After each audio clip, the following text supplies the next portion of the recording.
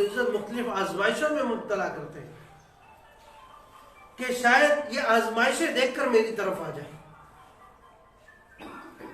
میں نے مال دے کر اس کو اپنی طرف لانے کی کوشش کی لیکن یہ اور دور جا رہا ہے،